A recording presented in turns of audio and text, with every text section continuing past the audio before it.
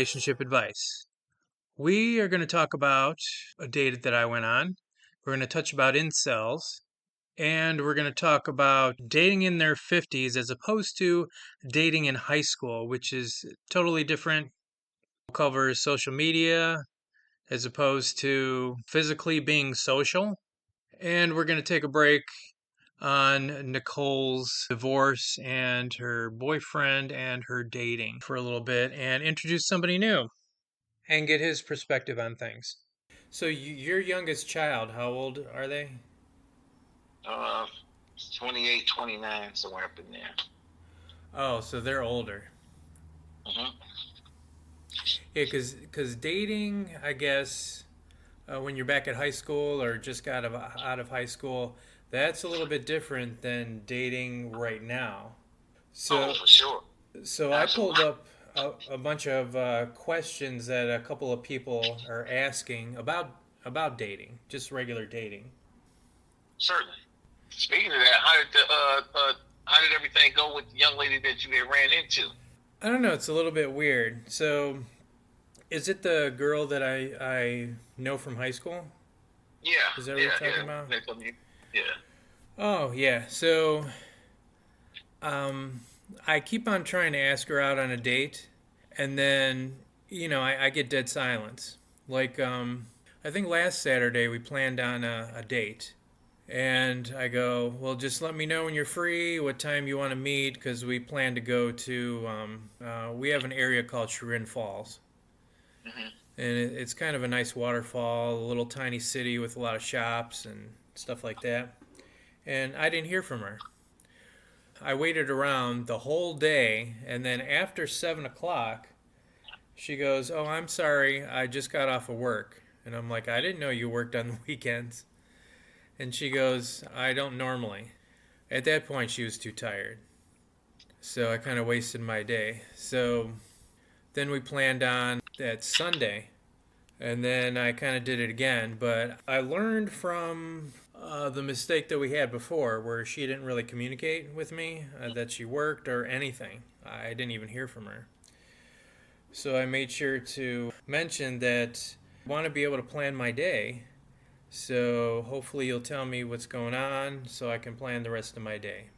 So I think within maybe an hour or so, she Mm-hmm. goes, her dad had a plumbing problem. They had to break into the wall, and this might be an all day thing. Now, a second time, our plans just went downhill. I mean, it sounds like, her family's more important, of course, bes- Um, besides an old friend. well, I'm on the outside looking in. I don't have a dog in the fight, but it don't really sound like she really. Well, see, she was interested, so she gave little hints under her breath. Okay. So we went to, it's almost like a Comic Con or a game expo where we can both dress up. Mm-hmm. So I dressed up as Batman and she dressed up as Batwoman. And Sweet. she actually came to that. We were taking pictures. A lot of photographers were taking pictures because I get real elaborate with my costumes, and it's Okay. it's real detailed. We were taking pictures, and there was one picture. She's into Star Wars and stuff. I go, stand over there, and I can take a picture of you and R2D2. And then under her breath, she was like, "Well, you're not going to be in the picture with me," you know. Mm. And that gave me an idea where, she wants something. And out of all our friends, I mean, me and her are both like we haven't had any fallouts or anything or arguments or Right. like we're both giving people. So that's kind of a positive. She's like one of the only friends that would actually be there for you. Mm-hmm. So Well, the thing that I hate is just the fact that it's hard for you to make a plan if you don't know what she wants to do, if she's not communicating. It right. seems like normally when somebody is trying to show some type of interest, typically they will try and communicate that by sending you a text message or something just to say, hey, I'm gonna be working. Can we set this up later? Or Just something like that. Like you say, that was the first time. The second time, there's something else popped up. I don't know, but I would maybe give it one more chance, set up something. I would probably just let's say, for instance, if you were trying to do something on a Saturday on the weekend, and ask her, hey, what time will you be available for us to go to so and so, and see what happens from there. If that right there don't work, me personally, I would reach back out until she shows some interest in trying to do something, because it's kind of finicky when, the whole cat and mouse thing. You want to be careful. You want to show interest, but you don't want to show like you're too thirsty. at the same time, you don't want to miss out on a grand opportunity because somebody else is really busy. But I think that most of the women I've met typically will show interest when they really have interest, even if they can't make it. I was going on a date on one time, and a couple hours before I got ready to pick them up, and this was like in the beginning, so I didn't know where she stayed at. She didn't know where I stayed at. We was just supposed to be meeting out, and she called me and said that her battery died, and she was waiting on AAA, and could she please, reschedule? So I was like, yeah, just call me and be ready. And then that's when she turned around and was like, no, I'm very serious. Like, I'm very interested. Like, this honestly did happen. And can we do it, if not tomorrow, how's the weekend? I still want to do this. So I saw then, I felt like, okay, well, I got some genuine interest. Now, put the ball back in my court. So, and we ended up going on that first date. So. Yeah, see, that's probably a person that you don't know as long as I've known, this girl. Right. No, for sure. Yeah, because I've known her since high school. Yeah, I think I already mentioned that. But I know her to be like a little bit flighty, and that's who she is. But she's still a nice person. She's kind of quiet, which is a change for me because I'm used to loud, talkative women. Really? Yeah. Yeah. I don't even see that kind of gap, but man, really funky. Yep.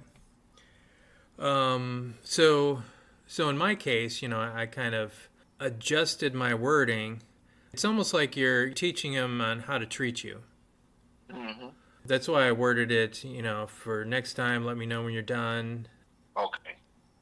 Or, I don't want to wait all day. I don't want to wait around. So just let me know what you're doing, and I'd appreciate it, those kind of things. Right. And then hopefully she'll step up and show more of an effort. Because that's what I get more often, where people don't show effort or interest. So it's kind of the opposite of you, where a lot of people show effort and interest. And for me, I mean, it's almost like they don't care, or they don't know how to treat you, or they've been beaten down, or I don't know what the situation is, but I don't know, man. Hopefully, through all of this, I can help you get with a whole new group of people, because, man, if they ain't showing no interest, it make me feel some kind of way, and I just move on. Yeah, because a lot of times I don't have any choice but to use the apps that are online, and I don't know if you've ever used any of those. No, I've never even been on an app on my phone, online, period. So I don't even know how they work or anything about them. Like I said, I've talked to a couple of my friends who have tried a couple apps here and there, but I've never even seen what they look like. And it's kind of nice to get that perspective where you're the one who's out there being social, and on the other hand, kids have no choice but to withdraw and just use apps all the time. Yeah, because I got a son that's 15 years old. A lot of times, those kids are withdrawn. It's like all they use is apps anymore because they're afraid to confront people. They're not Right. physically social anymore. They're more social playing video games, Correct. and they Yeah. talk to each other that way, or they're used to texting through Pinterest or Twitter or Snapchat or or Facebook. I don't think the kids use Facebook anymore. That's an old people thing nowadays. I know. That's exactly what the kids told me. Like, old people be on Facebook. I was like, oh, I guess I'm old then. Yeah, and then there's new lingo popping up. Like, do you know what an incel is? No. Okay, so an incel is no one wants to have sex with you. It's almost like you're involuntary celibate, and Okay. these people tend to get angry at themselves and are suicidal sometimes because it's Well, almost like this girl doesn't want me, or they're fat shamed or ugly shamed. You know, it gets to that point. okay. Man. So then they hide behind their computers or their cell phones. Correct. Right. Like a, yeah. The younger generation or more, they'd rather go online instead of confront somebody. So how does that work out for a relationship? If you know, so I understand. Okay, so that's a great way to, let's say, break the ice. Okay, let's say once the ice is broken, now, excuse me, you're gonna have to meet eventually for a social. Yeah, so then once they meet, they're actually sitting next to each other, texting each other. So imagine that. Yeah, But that right. there's a lot more issues with that. So, do you have Netflix? Yes, Have you ever seen the show called Adolescence? but I have saw the previews to Adolescence. It's actually about incels, Okay. and that's probably an interesting watch. Matter of fact, I'm putting it in my browser now, so that I'll make sure to take a look at it. Yeah, so that's about celibate people that can't really get dates. Adolescence. Yeah, now they have names for these things. So, No, I'm actually I have saw the previews of this right here. Yeah, I'm definitely going to lock this in and take a closer look. yeah. So I think the show talks about interesting wording they use. Like there's the blue pill, the red pill, and the black pill. Just the black pill. Well, you've seen The Matrix, right? That movie? Yes. Yeah. Yeah. Yeah, there's the blue and the red pill, but in their meeting, it's totally different. So the blue pill it's all about beauty is on the inside, being a nice person, having a good personality, just the basics. That's that's the blue pill. And if somebody's on the red pill, that's being an alpha, being the man, being a little bit of a jerk because the girls like that kind of thing. Correct. And then the black pill is a sense of hopelessness regarding romantic and sexual relationships. So that's where the incel name comes from. Well, I think that any man could fall into any one of them categories depending on where he's at in his life. I know that after my divorce, for quite some time, I felt, and I had actually ran into and met several ladies that was trying to be nice to me, but because of how I felt, I did not want to be bothered. I didn't want to. Yeah, you just weren't ready yet. Yeah, Yeah. Other times I felt like I was the man, like I couldn't do no wrong. Like I can go and you know what I'm saying. I just had that whole different aura about me. And then now, like I'm just very much settled, just very much relaxed. Where I'm not in a rush. I'm not trying to do anything. I'm not even trying to have the look like I'm trying to be out there. I like to dress nice still and carry myself a certain kind of way. However, I do believe that just depending on where you at in life, as a man, especially, we have taught the importance of growing up and being someone a lot of times, until young men get to the point where they start to define who they are or where they are trying to go or what they're trying to do, start making some money and things like that. That's a time that a lot of growth takes place. That's my personal opinion. Because you're trying to figure out who you are. It's kind of nice to see a perspective of you who hasn't touched an app or played with an app before as opposed to somebody who has when trying to get into a relationship or find a relationship? It takes a minute. It takes a minute for you to get yourself together, get yourself on that kind of ready to be able to jump out there like that. Yeah, because we were kind of talking about this before with your kids. Yeah. So I'm thinking a lot of times we don't have those positive role models for masculinity, Hmm. so to say. So where do you go? And if your parents aren't around, all you have to do, the kids have to do, is just go onto the internet, and a lot of that's like false information. Correct. Well, I think that a lot of it depends on, of course, age and mindset. There's a lot of, like you said, red pill type literature out here. A lot of young men like to listen to people like Andrew Tate, and one of the things that he presses about, do push-ups, work out, start working on yourself. Make yourself better. Don't worry about the women; they gonna come, but you got to get on your purpose. And he really presses them on that. Then they got, I'm saying, just like I said, depends on the age group. They got other men out here that tell young men a lot of different things. But again, like you said, you have to be cautious and careful because you may not go to necessarily the right person that may just be trying to milk you for your money and not really give you no substance. Well, with my sons, I spent a lot of time speaking with my sons. Then I also have brothers, younger brothers that I would talk to, especially if I felt like I wasn't able to reach my son. I would have my brothers talk to him. One of my brothers, he went to college and did very very well at wrestling. And during that time, one of my sons was wrestling in high school. I had my brother who came home one day, for like Thanksgiving or Christmas or something like that for the holidays. Came home from college during that time when my son was in high school. Went and showed my son some just some wrestling moves. And all of a sudden, my son became kind of known around the school, like, hey, he the one with the uncle. Because not only did he show him, his buddies was around, they saw all of that. Next thing you know, the coach calls my house and asks me about my brother coming up there. Would he mind sharing some information with the team?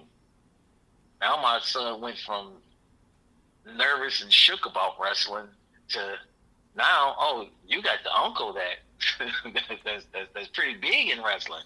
4-time national champ that ended up going to college out in Iowa. I saw how it just made him glow all of a sudden.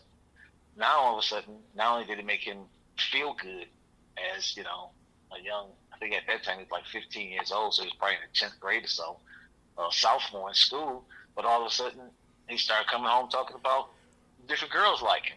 Like, man, whatever funky. Yeah. Yeah, see, that's the problem I had. So I was raised by a single mother. I had no masculine person or role model at all. So on top of all that, we get pop-up ads that say, click below, and I can guarantee you a date with my seminar or whatever. You start to entice people with this clickbait. At your age, you've never had to deal with any of that stuff. But at a younger age, people are more exposed to these pop up links and quick fixes that don't really fix anything. So we don't necessarily have a positive masculine role model. So, with you going through that, then how would you recommend a young man that's find himself in the same situation right now? How, now that you are grown and you went all the way through, what would be your suggestion? Well, so that's the thing. So I'm looking at my son, he's 15 years old, and she will not let me talk to him or be with him or take him out or do anything. And then for some reason, I text him on his phone and he doesn't answer. So in my mind, there's no reason for him not to answer, his parent. I didn't do anything to him to cause anything that I know of. So I mean, I'm trying to be with my son. When my son was younger, I tried to teach him wrestling, but she was against that kind of violence, but I did it anyways. and we had a lot of fun, and he enjoyed it at the time until her husband died of bone cancer. So Oh, he was more of a masculine energy than I was because he played video games and he swore at the people. They thought they were cheating, and would walk in and he would get so pissed playing first person shooter games like Modern Warfare. And I don't know, just teaching my son how to react to someone just standing over him and shooting him. And he just blurt out whatever F word or whatever swear word that comes out of his mouth. Attitude and his personality, showing my son this is how you talk to people, correct. kind of thing.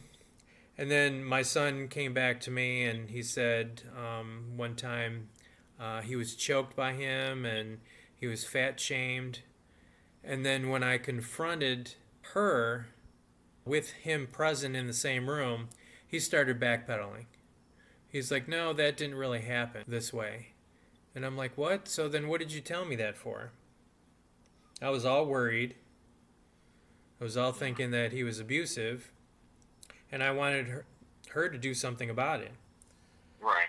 And she said, yeah, I'll take care of it. But it was never taken care of because back then, every time I stopped by, I heard him swearing and they were telling me that he got kicked off. Mm-hmm. So when he gets Oh, kicked off, he just created a brand new username and password, and everybody will think he's somebody different, and then he just does the same thing. right. So Of course. there's no repercussions, no nothing. He just does whatever he wants. While he was in the hospital, I took care of him for a couple months, and then once he died, now he's back with his mother, and then now they don't talk to me. And when I confronted her that I didn't really like him, I'm not allowed to talk bad about him because he's dead. And this was all because of information that was relayed to me by my son. So Why is it's that? That's written somewhere or something? no, that's what she said. So that's when she stopped talking to me. So, Okay. and then I heard stories that I actually wasn't there during the birth, and I'm like, yeah, I was there. I have pictures Mm-hmm. because my mother was right there and my stepfather was right there, and they were taking the pictures. So there's no way that she can convince him that I wasn't there for the birth. And then that's the first time I've ever heard her lie. So now I'm relaying information that my son told me, and I'm trying to protect my son. At the same time, she doesn't like me talking bad about her husband. Since she doesn't like me talking bad about her husband, now she's making up stories that I wasn't there during the birth, when I have proof that there was. So why would she prevent me from seeing my son because of all this false information? So my son's mother is preventing me from being a positive role model. At the same time, I'm thinking in my head, why isn't she encouraging him to see his father? Well, apparently, I mean that's so unfortunate, and I've been through similar type things with my ex-wife.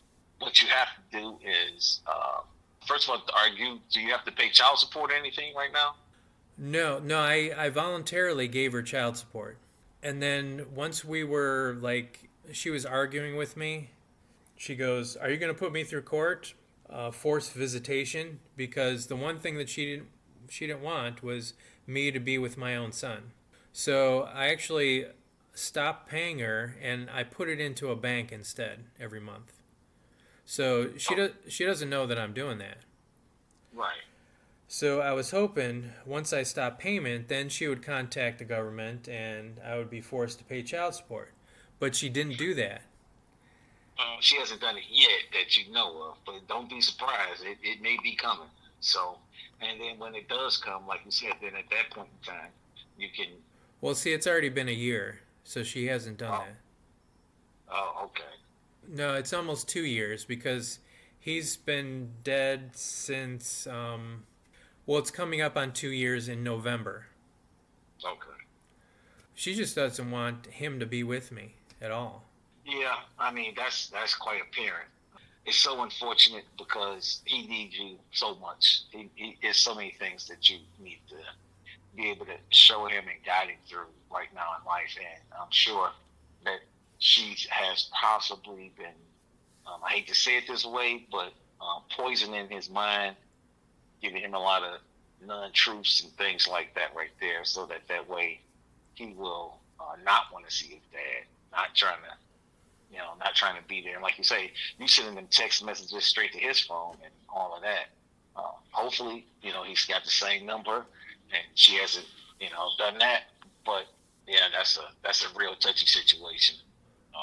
Yeah, because now I can't teach him lessons that I've learned. Correct.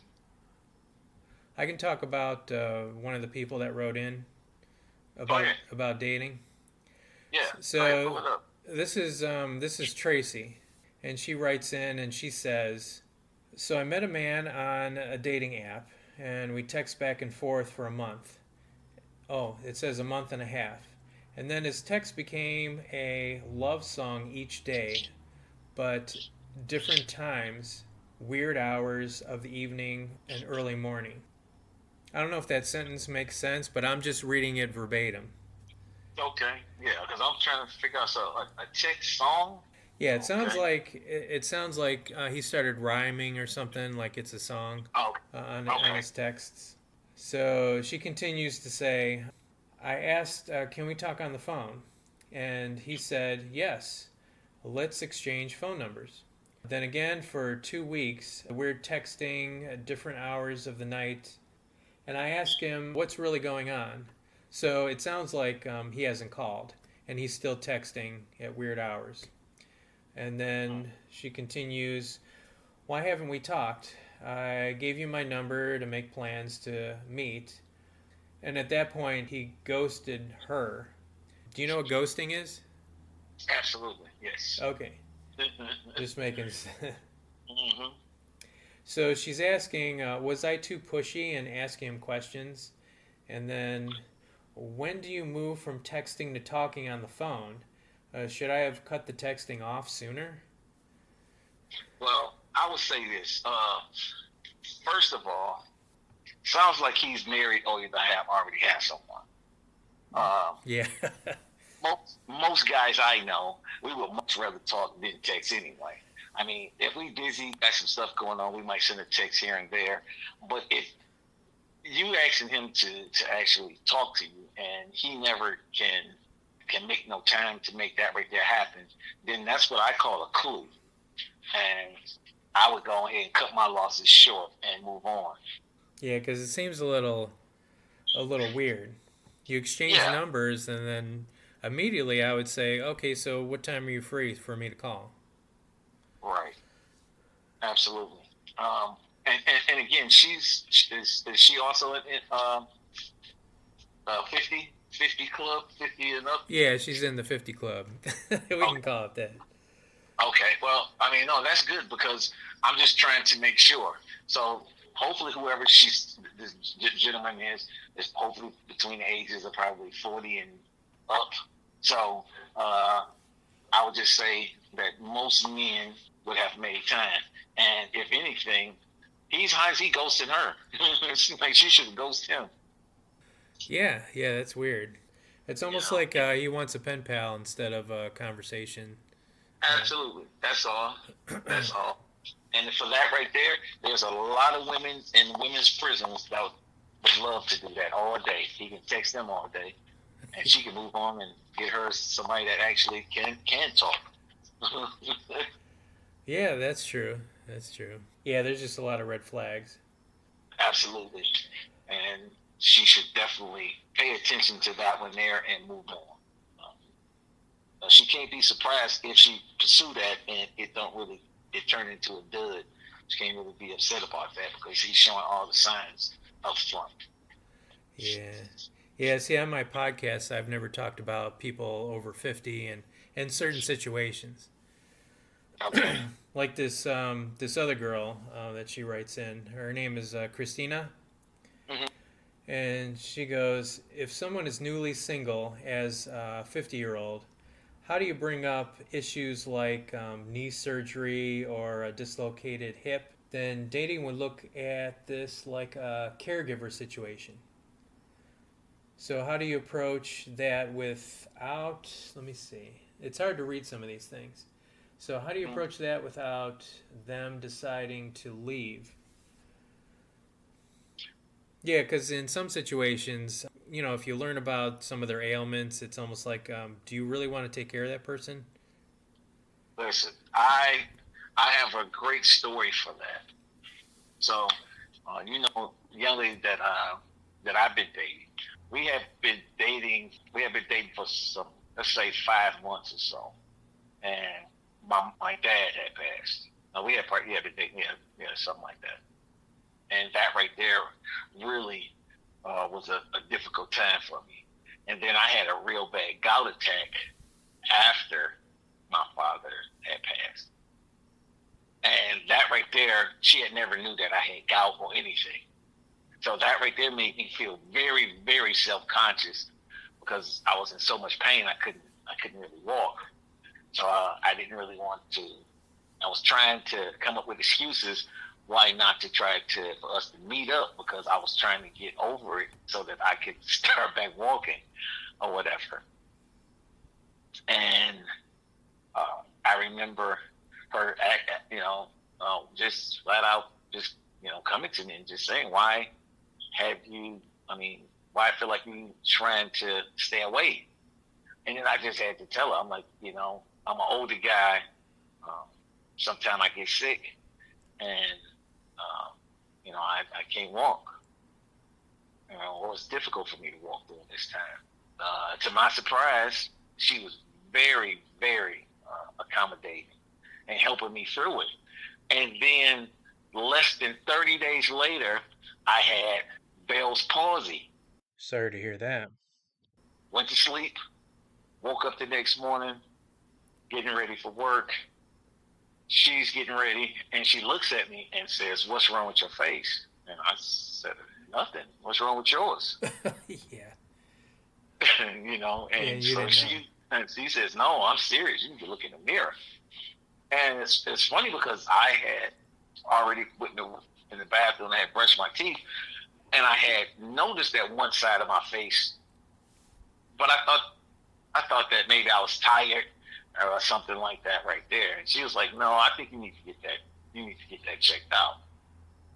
And I was like, "Yeah, okay, but I'm about to head to work, and I'll call my doctor." And she's like, "No, I think you should go to the doctor." But I'm a man, and I'm like, "Look, I feel fine. It's just my face feel a little droopy, but I'll go to work and I'll go from there." So she left because she had to get to work. She had to be to work at 6 in the morning. I go ahead, and so I text my sister, who's RN. I sent her a message and sent her a picture in the message because I know she's probably going. If she's not up, she's going to be getting up soon to get her kids ready for school. I sent the picture and I told her what was going on, and then I left and I went to work. Well, my sister got up, got her kids off to school, did all what she had to do, and as soon as she looked at the picture, she called me at work and said, "Stop doing everything you're doing. You need to go straight to the hospital right now. You need to, matter of fact, you need to call the ambulance. Don't even drive. Just call the ambulance." And I'm like, "I feel fine, but I'm, okay." Yeah. So I run and I'm at work, and I tell my people, "Hey, I'll be back. I'm about to run to the doctor. I got to go and see what the heck is going on." By the time I run and jump in the car, my phone rings. It's my girl calling just to check on me to see whether or not I had called the doctors yet. And I'm like, "No, I talked to my sister. She's blowing it all out of proportion. I'm headed up to the hospital right now." Do you know, probably within 5 minutes of me pulling up to the hospital, she came in the hospital. She came in, and they immediately had taken me to the back. As soon as I didn't even get a chance to even tell them what was going on with me. I just walked in and said, "Hey," and the lady said, "Hold on, somebody get him a wheelchair." And immediately they just ran me to the back because I guess they saw my face. I was all twisted, and it looked like I had a stroke, from my face. Wow. And she was right there, and we had only been dating. I want to say maybe 6 months at that time, and I was feeling very nervous because of the fact, number one, we have a pretty big age gap in our relationship, and um, I was not looking to be in this kind of situation. I've never been in anything like this. Have never really been that sick before in my life, so it really felt real awkward. However, she was there. She got a chance to see what was happening, what was going on, and um, she took off the next week from work and stayed with me to help take care of me. Like, stayed at my house, cooked meals, done whatever she could. That right there really touched me because I really would have been scared to share that information with her because I didn't know how she was going to feel. Like you said, someone that's there, but you don't want to put the burden on, like, I'm going to need some help all of a sudden and all of that right there. Yeah, well, she's definitely a keeper, for Yeah. sure. Yeah, I mean, jumped in with both feet. Like, I got you.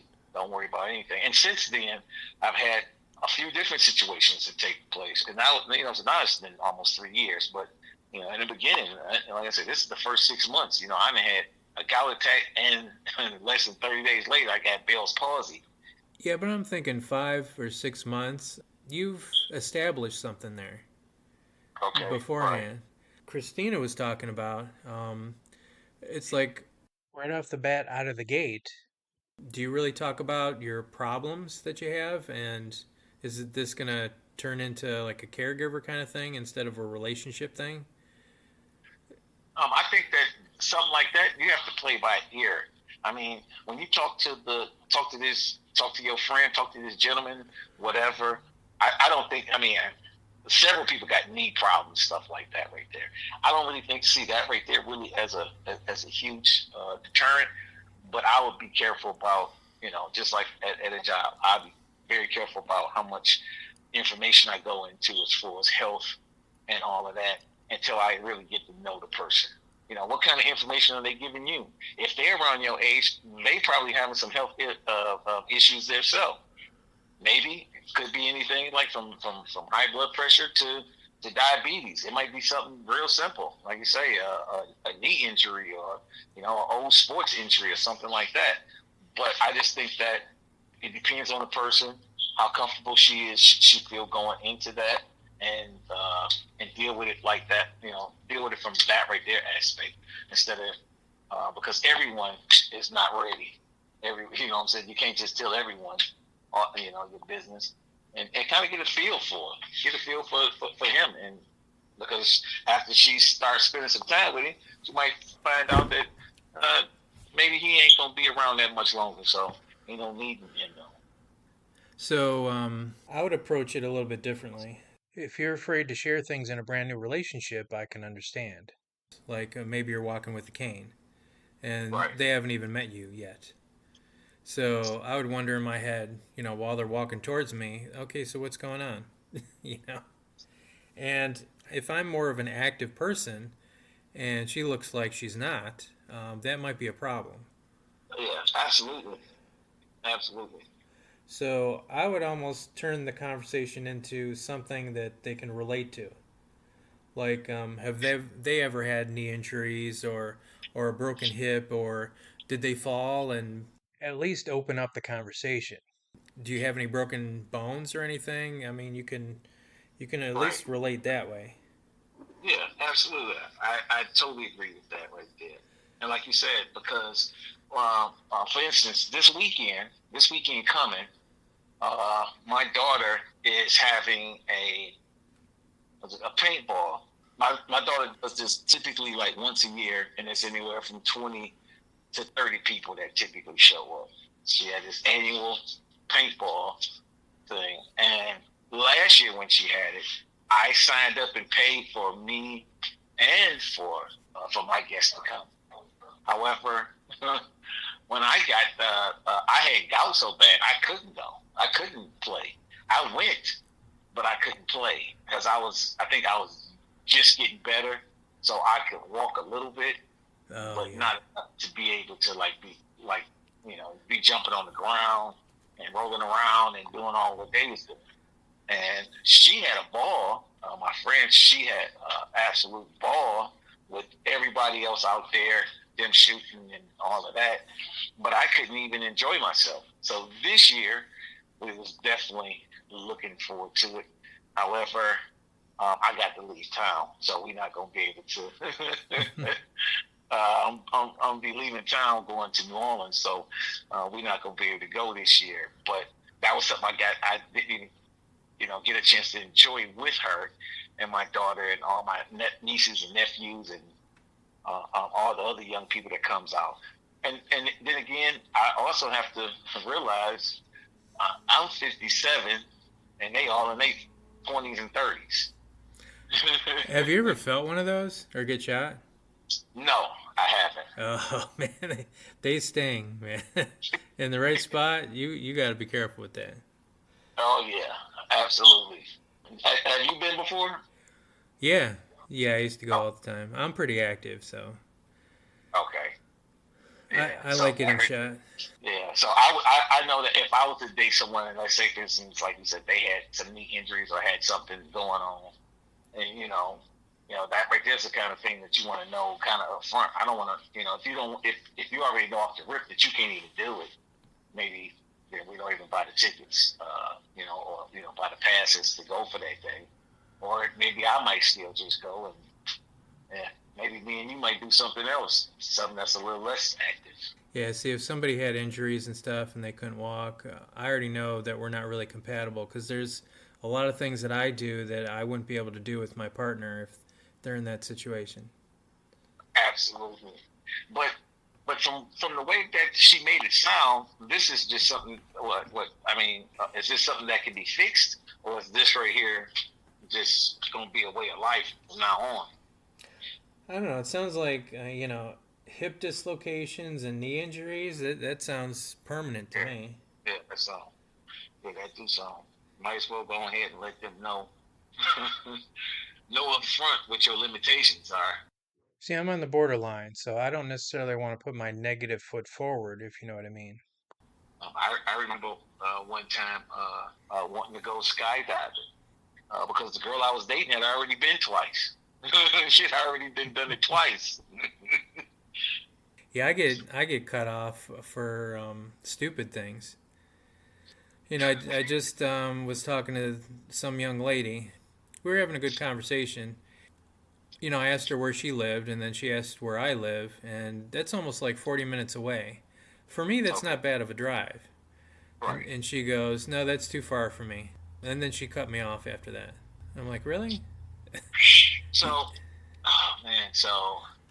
here's the thing, and this is something that I learned as growing up. My uncle told me, he said, hey, when you date women that like you, not women that you like. And I didn't understand what he meant because, this is my uncle giving me advice. I grew up with 9 uncles. Yeah, that's a lot. 9 uncles. Yeah, I didn't understand what he meant. But as I got older and I got out here in the dating market, I really started to understand.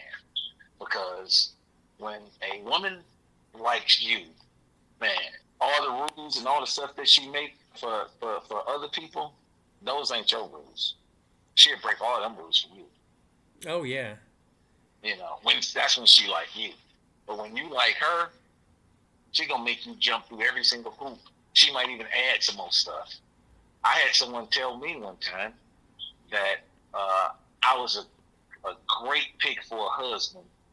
However, she had just got a BBL and she wanted to have 10 hot girl summers, but she wanted to come back to me. I don't know how you do that. So how would you learn that they actually like you more than you like them?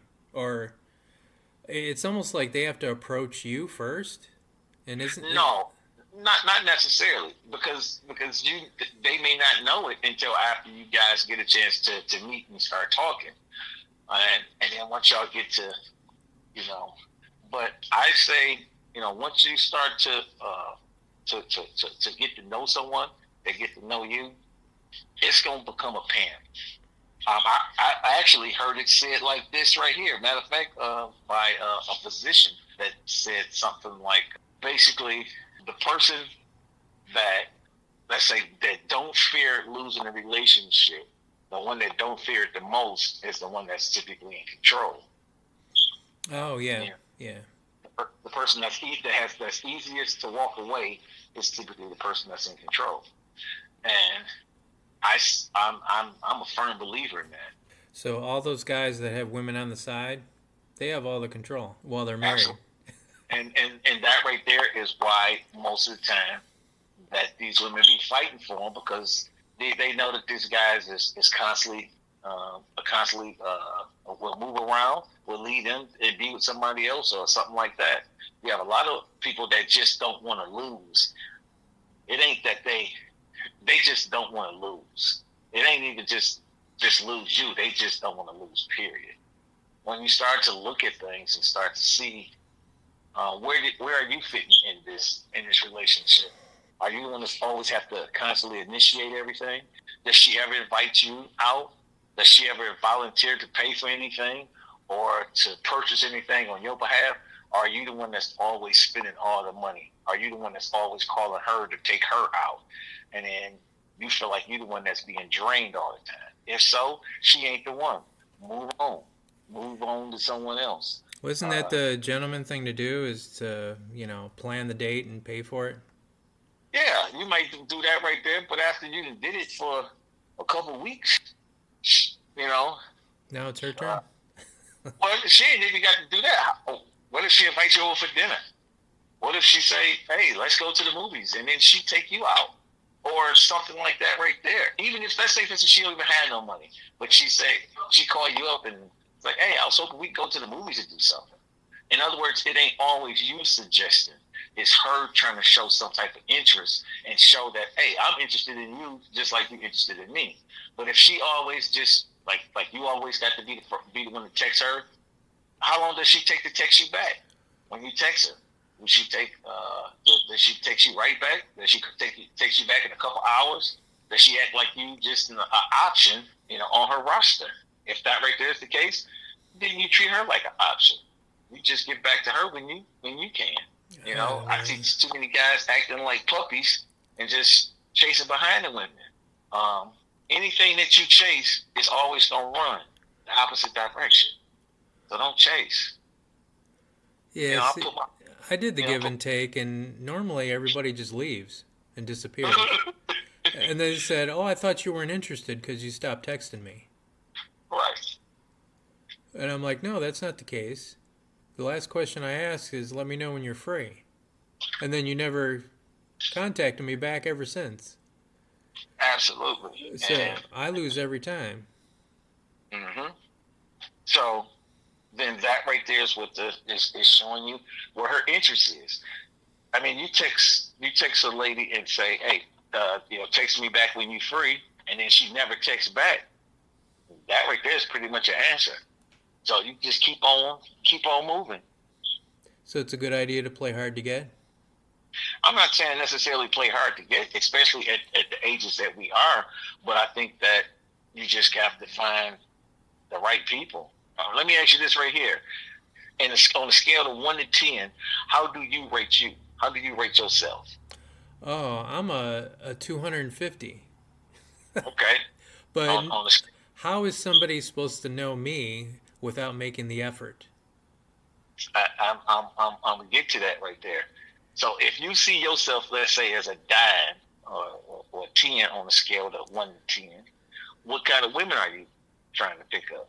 Are they 9s and 10s as well, or what? No, some of them are ugly. Some of them are huge. Some of them are good looking. It doesn't matter because over the years I've tried every situation, and it just nobody wants to make the effort to get to know who I am. I think that you got to get comfortable with you. Oh, I'm already comfortable with me. Okay. I have a lot to offer. Yeah. And so then you need to probably look at the watering pool or wherever it is that you are meeting said people, because man, listen. I done worked at the casino a long time. I done seen a lot of people. I done seen a lot of people come and go. I done had a lot of people to work for me. And I have seen some of the strangest couples together. I done seen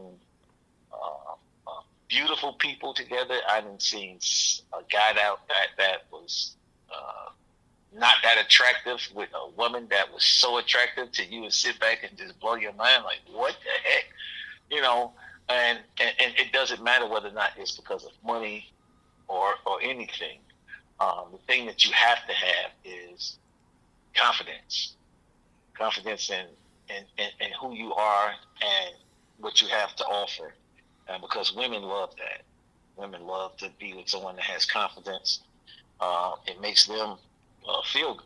Yeah, it well, I don't know. I can't really see it on my end whether I have confidence or not. It's just there's a handful of dates. Well, I mean, I don't get too many matches on these apps, and even if I try to go out by myself, I have a lot of fun. I go out and go to places where they have bands. Okay. Sometimes I'm dancing. You know the movie Hitch? Yeah. Okay, so I dance the way he taught me how to dance. Just in one spot, just by myself. Doing the cool thing. And Right. nobody says anything. Nobody does anything. I'm confident. Okay. I know what I'm doing. I know Well, I have a tight shirt on to show all my muscles. okay. And it's not Right. like I have a pot belly or anything. And I get nothing, confident or not. Well, first of all, women probably won't come up to you because women are scared to be turned down. Well, so are we. Right. Yeah, but the thing is, though, as a man, we are definitely that's just part of what we got to do. You know, is go in there and do what you got to do. Yeah, because a lot of times I look at the women at these places and I'm looking at their ring finger, I'm looking at who they're with, if it's their boyfriend or not, all kinds of stuff. Sometimes, I kind of dance next to them just to give them an idea and I accidentally bump into them. It's like, oops, I'm sorry. Just to get their attention. Right. I mean, I do all kinds of things. And if I do accidentally bump into them, there was a couple times where somebody just walked all the way across the other side of the room so I wouldn't bump into them again. And I'm like, really? Mm. It's like I'm not disgustingly ugly. No. I'm like, oops, sorry, like it was an accident. So the young lady that you had on that first video or first audio, so she seemed to be mighty flirtatious with you. Oh, Lisa was a co-host. Yeah, she was a porn star. Okay, porn star. She was very flirty. Yeah, she was. With you. Do you get that right there type of response often when you out? No, I don't get that at all. But once they get to know me, like, Lisa, we've had 13 episodes together and she definitely got to know me. It could be that women like to warm up to you first, and then once they warm up to you, then that's when they feel more comfortable with Yeah, being cause themselves. yeah, 'cause I call it something else. So once they warm up to me, I'm almost like one of their gay best friends. And I'm like, I'm not gay, Right. but they treat me like that. But then later on, they find out that a lot of men are just hood rats or whatever they may be. And then they come to me. It's like, you're always a nice guy. You're always helping out. You want to date? I'm thinking in my head, I don't want to be second, third, or the 100th person that they had to go through just to get to me. They make me feel like the last option. I want to be your Correct. first choice. Right. And by then Right. it's too late. Yeah. Yeah. Like my friend I was telling you that told me after she had got her body all done up, she's like, hey, I really like you, but you're the kind of person that I want to marry. But I want to go out here and get smashed by as many men as I possibly can, have all my fun, and once I get finished, then I want to come back and settle with you. And I just sat there with this look on my face like, oh man, you got me all messed up. Yeah, I wouldn't want any part of that. Yeah, no, not at all. After that right there, I blocked her on all social media, on my phone, on everything. Like, yeah, that's all right. I ain't that guy. And as a matter of fact, earlier this year, that was a couple years ago, but earlier this year, when we had, what was it called, opening day, Yeah. she came down town there looking for me because she was trying to go hang out down there, and I told her, pull in the back and park like everybody else. It's only $75. She was trying to get free parking. She was trying to get free parking, and it was not happening. Like, no way. I'm like, hey, I haven't talked to you in 2 years. So I'm definitely not about to entertain this foolishness. Yeah, so I'm good enough to be used, but not to date. All right? That's exactly how I viewed it too. I'm good enough to be used, but not to date.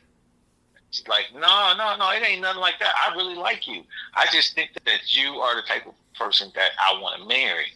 So, but I'm not the kind of guy that you want to be with right now. In my phone, I have a photo that I had saw of Vivica Fox. You know who she is? I heard of her. I don't remember what she looks like. Okay.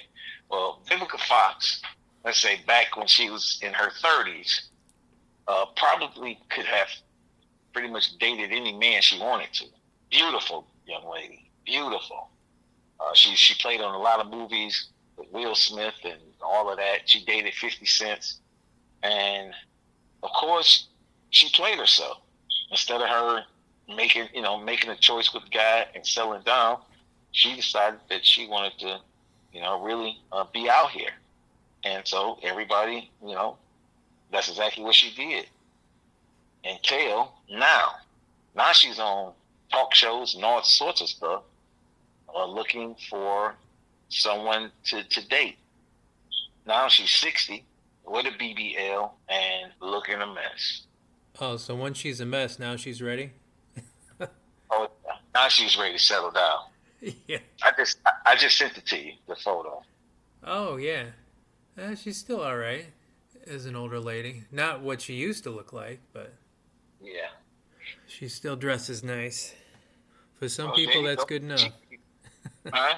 For some people, that's good enough. Yeah, well, for some people. Wow, see, that's a difference in her face. Mm-hmm.